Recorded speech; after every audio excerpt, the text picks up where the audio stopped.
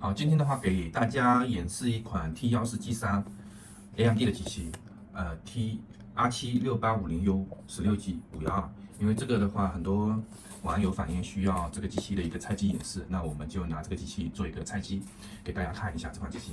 那我们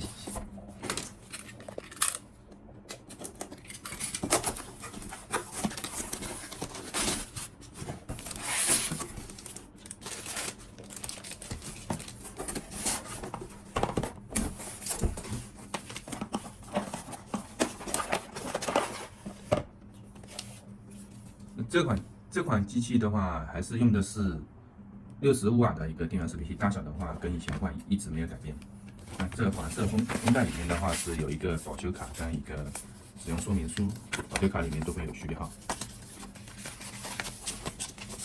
因为这款机器跟之前的机器的话有区别的在哪里呢？就是这款机器升级到16:10的一个屏，16:10的一个屏幕，这个是整体的一个这个是一个整体的一个外观。碳纤维 A 面板 ，B 面板的话是属于窄边框，可以看到窄边框设计。C 面板的话也是有金属的，金属材质也是我们统称为复合材质、复合材料。那 D 面板的话，可以看到一个是MG， 一个金属镁合金材质的。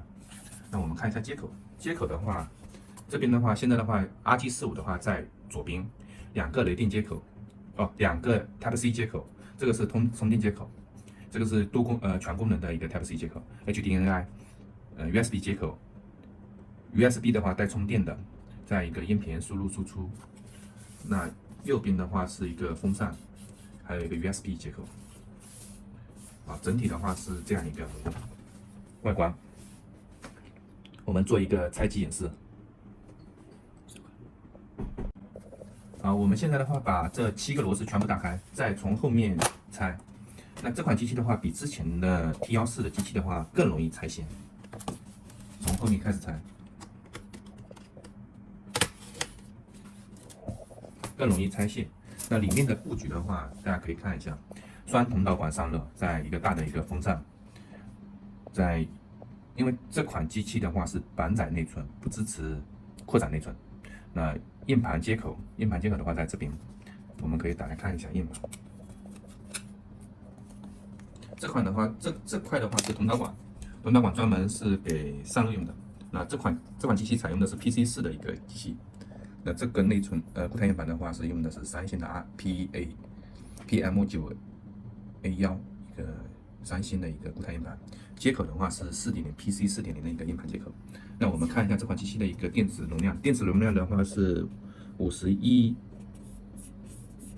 读取的话是51瓦时，在这边的话有一个读取的话是51瓦时。好，那我们现在的话进系统看一下这款机器的一个跑分。好，我们现在的话已经进入系统了。我们刚才做了一个屏的一个测试，这个屏的话是低色域的 ，NTS 的话是47.4%，sRGB 的话是65%。那这个屏的话是属于低色域的，正常办公的话是没有多大影响的。那当然现在的话，可能市面上主流的话就是高色域或者什么。那但是这款机器的话，屏的话，对于办公人士的话还是可以的。那我们看一下性能的话，我们也跑过了。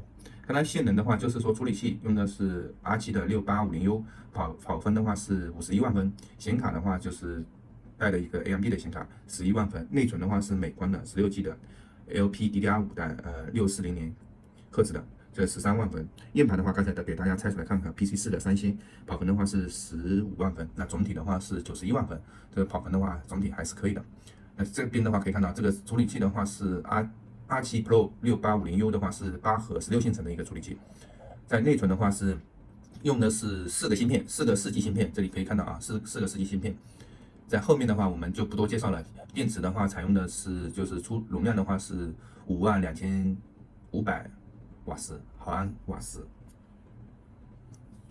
在基本上的话，初步信息的话就是在这里。那这款机器的话跟以前一样，16:10的一个屏幕，16:10的一个屏幕，不带背光键盘，但是它带杜比音响效果，有杜比音响效果，但不带背光键盘，就是很实在的一款机器，没有说功能特别多，好吧？这款电脑的话，先介绍给大家。以后的话有新的机器我们再做一个拆机演示。